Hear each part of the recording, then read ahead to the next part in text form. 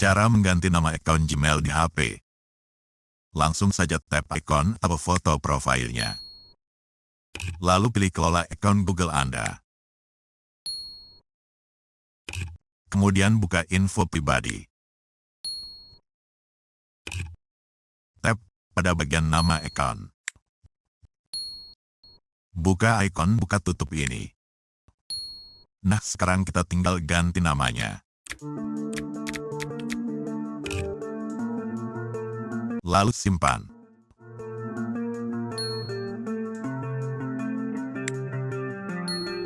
Nah, berhasil. Jika bagi Anda namanya belum berubah, tak perlu heran. Karena perlu beberapa waktu dulu agar perubahannya jadi terlihat. Tapi jika tetap tak sabar bisa dipancing dulu dengan menghapus memori aplikasi Google.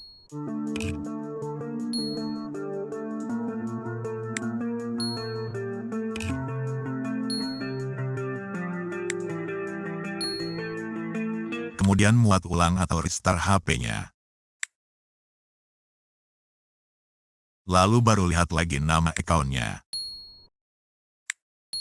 Nah, berhasil.